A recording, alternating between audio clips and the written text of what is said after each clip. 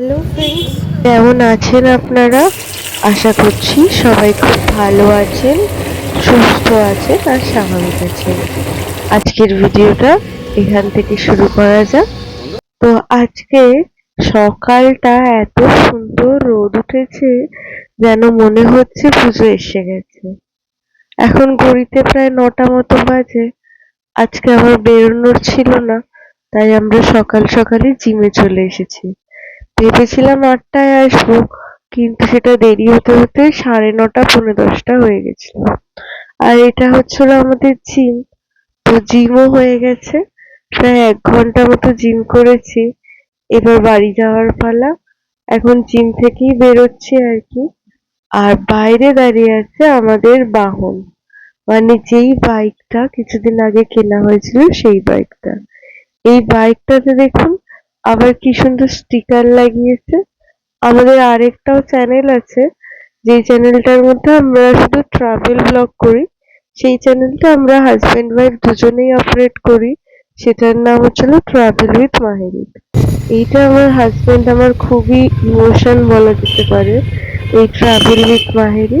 তো আপনারা যারা যারা নতুন, তারা গিয়ে একবার চাইলে সেই চ্যানেলটাকেও দেখতে পারেন। তারই স্টিকারও লাগিয়েছে, কেননা আমরা যেখানেই যাই গোপ্রোতে ক্যামেরা শুট করি। তো তো সবাই জিজ্ঞেস করে যে কোনো ইউটিউব চ্যানেল আছে কি নেই, তাই জন্যই আর কি স্টিকারটা লাগানো। জিম থেকে এসে এখন যেই যেই সবজিগুলো রান্না হবে আর কি, সেগুলো মাসিকে নিয়ে কাটিয়ে নিয়েছি। এরপরে রাইস কুকারে একটাতে সবজি সেদ্ধ, আর এখানে দেখুন কুকিং হচ্ছে, ওই জন্য রেড রয়েছে। আর আরেকটাতে ভাত আর একটু উচ্ছে সেদ্ধ বসিয়ে দিয়েছি। ব্রেকফাস্ট হয়ে গেছে। ফ্রিজে এই আমুল মাস্তিটা ছিল, তাই ভাবলাম আমরা তিনজন একটু আমুল মাস্তিটা খাই। আর এইটা ছিল সেই রোববার দিনকার চিকেন স্টু। ডিপ ফ্রিজে রেখেছিলাম, তাও ভয় হচ্ছিল যে এটা বুঝি খারাপ হয়ে গেল, কিন্তু না, খারাপ হয়নি, ভালোই ছিল।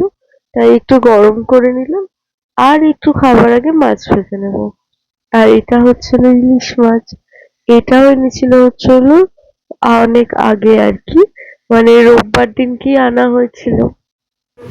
আর মাছগুলোকে ভালো করে মশলা মাখিয়ে রাখা ছিল। এবার কড়াই বসিয়ে দিয়েছি, আর এইদিকে আমার চিকেন স্টুটা একবার গরম করে নিচ্ছি।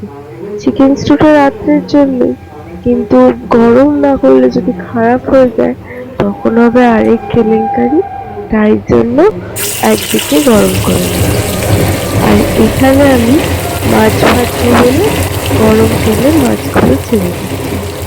এই তো এই বর্ষাকালে ইলিশ মাছ খাওয়ার সময়, কিন্তু এখনকার কোল্ড স্টোরেজের দুনিয়াতে সব সময় সব ধরনের জিনিসপত্র পাওয়া যায়। যেমন ধরুন গরমকালেও আমরা ফুলকপি খেতে পারি, আবার গরমকালে আমরা ইলিশ মাছও খেতে পারি, কিন্তু তার টেস্ট এত ভালো হয় না। সিজনাল জিনিসের যেমন টেস্ট হয়, তেমন ইলিশ মাছ বর্ষাকালেই যেন বেশি টেস্টি লাগে খেতে। সেরকম ব্রোকলি বা ফুলকপি এরা আবার শীতকালেই যেন বেশি ভালো লাগে। আর এইবার বর্ষাকালে ইলিশ মাছও প্রচুর খাওয়া হয়েছে। আর আমার তো জানেনই, আমার শ্বশুর বাড়ির পাশেই আমার শাশুড়ি এই আলু পোস্তটা প্রচন্ড ভালো বানায়। আর এই আলু পোস্তটাই দিয়ে গেছে আলু পোস্ত আর ঢেঁড়স ভাতে। আর এই আলু পোস্তটা এত সুন্দর বানায় কি বলবো, আমার জন্য মুখে লেগে থাকে। আর এখানে আমার রাইস কুকারে ভাতও হয়ে গেছে। রাইস কুকারে আজকে ভাতগুলো প্রচন্ড ঝরঝরে হয়েছিল। প্রেসার কুকারে আগে ভাত করতাম, তাহলে অতটা ঝরঝরে হতো না, কিন্তু রাইস কুকারে আমার দেয়াতে ভাতগুলো প্রচন্ড ঝরঝরে হয়ে যায়। আর এই যে আমার মাছ ভাজাও হয়ে গেছে। এরপরে এটাকে আমি করে নেবো, খাবার টেবিলে রেখে দেবো। তো এখানে আমার সমস্ত কিছুই নেওয়া হয়ে গেছে।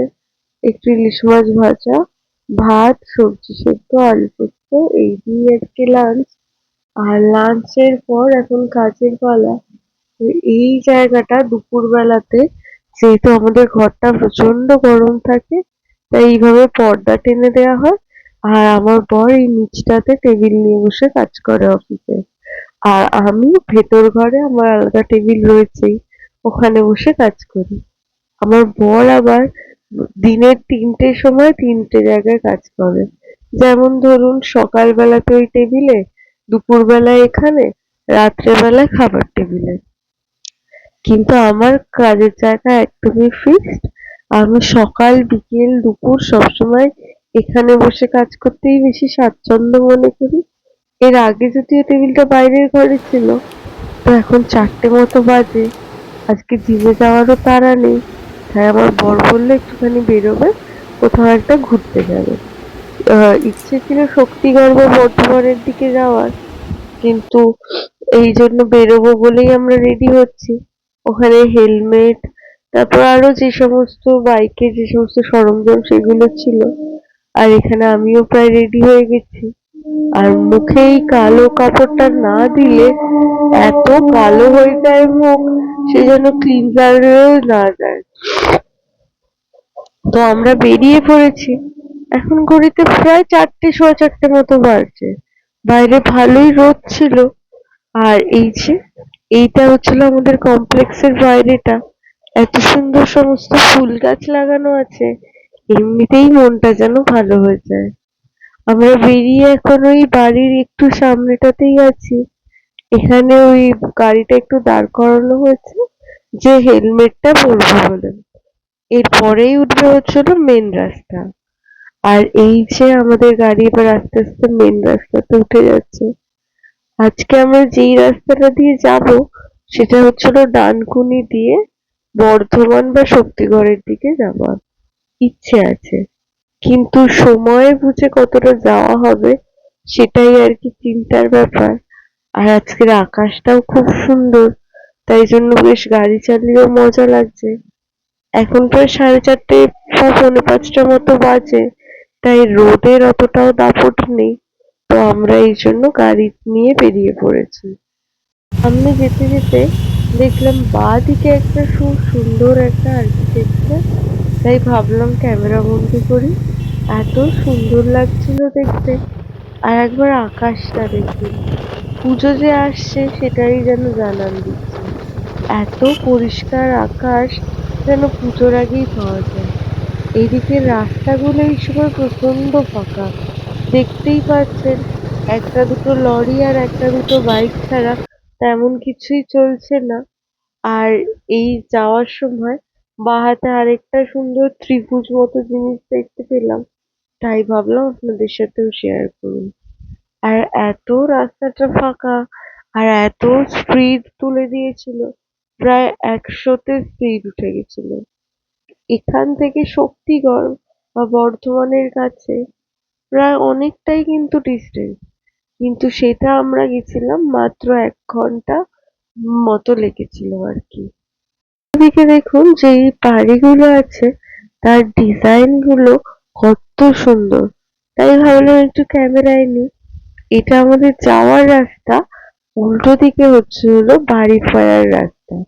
আর বাড়ি ফেরার রাস্তাতে দেখছি যে সারি সারি লরি দাঁড়িয়ে আছে, তাই একটু ভয়ও লাগছিল যে ফেরার সময় আবার দেরি না হয়ে যায়। আর এই দিকে দেখেছেন, পুরো কাশ ফুলে ভর্তি হয়ে আছে। এই পুজোর আগেই কাশফুল ফোটে, কিন্তু আমাদের ওইদিকে তো কাশফুল দেখা যায় না। তাই এখানে এত কাশফুল দেখে আমি প্রচন্ড মজা পেয়েছিলাম। পুরো ক্ষেতটা দেখুন সাদা হয়ে রয়েছে। এই কাশফুল আর উপরে সাদা পিজা পিজা তুলোর মতো মেঘ যেন জানান দিচ্ছে যে পুজো আসার আর মাত্র 29 দিন বাকি আছে। দেখতে দেখতে পুজো এসে গেলে বলুন। আর ওই যে দূরে দেখছেন, ওটা হচ্ছে হলো একটা কারখানা টাইপের, কিন্তু দূর থেকে কেবলমাত্র তার বড় বড় চূড়াগুলোই দেখা যাচ্ছে। এইটা বেশ আমাদের শহর থেকে অনেকটাই দূরে। আর এই জায়গাটা দেখেছেন, পাশ থেকে একটা ছোট্ট নদী মতো বয়ে গেছে, আর তার পাশে অনেক ছাগল ওই ঘাস খেতে এসেছে। এইখান থেকেই দেখছি যে সামনের রাস্তাটা ফাঁকা হলেও ফেরার রাস্তাটা প্রচন্ড জ্যাম। তাই এখান থেকে আমরা গাড়ি ঘুরিয়ে নিয়েছিলাম, আমরা প্রায় বর্ধমান বা শক্তিগড়ের অনেকটাই কাছে চলে এসেছিলাম, কিন্তু শক্তিগড়ে আর যাওয়া হয়নি, কারণ ওরা আবার ৮টা থেকে আমরা যেখানে থাকি সেই সোসাইটিতে মিটিং আছে। আর এই যে ফেরার সময় প্রায় অন্ধকার হয়ে গেছিল, আর এই জায়গাটা এত লাইট, এটাতে মনে হয় কোনো কিছু তৈরি হচ্ছে, তার জন্য এত লাইট ঝকমক করছে, যেন এটাকে দেখেই মনে হচ্ছে যেন কোনো কিছু একটা হবে। তাই জন্য এটারও ছবি তুলে নিয়েছি। আর এখন প্রায় অন্ধকার, এই অন্ধকার হয়ে গেলে গাড়ি চালানো কিন্তু প্রচন্ড মুশকিলের হয়, কেননা অন্ধকারের সময় ওই কানা গর্ত এইগুলো তো দেখা যায় না, তাই গাড়ি বেশি বেশি হোঁচট খাওয়া বা অ্যাক্সিডেন্ট হওয়ারও সম্ভাবনা থাকে। এরপরে প্রায় 7:30 6:30 মতো বাজে। এখন যাওয়ার সময় দেখছি হোটেল নীলাচল বলে একটা দোকান আছে। এই ফুডটাতে অত দোকান বা অত ক্যাফে দেখিনি, কিন্তু আমাদের এই অপোজিট ফুডটাতে অনেক ক্যাফে ছিল, কিন্তু সেই দিকে তো যাওয়ার উপায় নেই ডিভাইডার রুলস এর জন্য। তাই এই নীলাচল বলে যে ক্যাফেটা ছিল, এখানেই এসছি, দেখি কি পাওয়া যায়। বললো যে এখানে ভালো কফি আর চা পাওয়া যাবে, তাই ভাবলাম ওর জন্য একটা চা আর আমার জন্য একটু কফি নিই। আমার আবার চায়ের থেকে কফিটাই বেশি ভালো লাগে, কিন্তু ও আবার এতটা গাড়ি চালিয়ে প্রচন্ড ক্লান্ত, তাই ওর জন্য একটা চিপসের প্যাকেটও নিয়ে নেওয়া হয়েছে। তো আমি আর চিপস এখন খাবো না, আমার ইচ্ছা আছে বাড়ি ফেরার পথে আমাদের একটা জায়গা আছে, মানে খুব সুন্দর ভুট্টা পাওয়া যায়। ইদানিং যেহেতু ডায়েটের চক্করে আছি, তাই ভুট্টাটা খাওয়াও হেলদি আর খেতেও ভালো লাগে। ক্যাফেটা বেশ ফাঁকা ফাঁকাই ছিল, একদমই ফাঁকা বলা চলে। এখানে আমার কফি আর ওর চা দিয়ে গেছে, ওদের খাওয়াও হয়ে গেছে। আর এই ক্যাফেটার সামনেটা দেখেছেন কি ফাঁকা, হয়তো আমরা আর ২-৩ জন বাইকার ছাড়া আর কেউই নেই, প্রচন্ড ফাঁকা। কিন্তু ক্যাফেটার সামনেটা কিন্তু বেশ সুন্দর, খুব সুন্দর গাছ লাগানো আছে, হোটেল নীলাচল নাম লেখা আছে, আবার সুন্দর আলো দেয়া আছে। হয়তো রাতের দিকে ভিড় হয় হয়তো, না হলে কি আর ক্যাফে খুলে রাখবে। কিন্তু আমরা যে সময়টা এসেছিলাম তখন তো 6:30 বাজে, তখন হয়তো সবে সবে খুলেছে, তাই অত ভিড় হয়নি ক্যাফেটার। এখন বাড়ি ফেরার পথ ধরেছি। এখন এখান থেকেও বাড়ি প্রায় ৩০ মিনিট মতো দেখাচ্ছে, কারণ জ্যামের কারণে অনেকক্ষণই বেশিক্ষণ সময় লাগছে। আর এইটা হচ্ছিল সেই টোলটা, এই টোলটা পেরোলেই আর একটুখানি আমাদের বাড়ি। আর এইটা হলো আমাদের সামনে একটা খুব সুন্দর মস্ক করেছে। তো কথা বলতে বলতে বাড়ির সামনে চলে এসেছিলাম, তখনই বলছিলাম যে আজকে ভুট্টা খাওয়ার খুব ইচ্ছা আছে, তাই ভুট্টার দোকানে চলে এসেছি। আর এখানে খুব সুন্দর ভুট্টা পাওয়া যায়, তো এখান থেকে 2টো ভুট্টা বাড়ির জন্য নিয়ে নিচ্ছি। আর আজকের ভিডিওটা এখানেই শেষ করছি।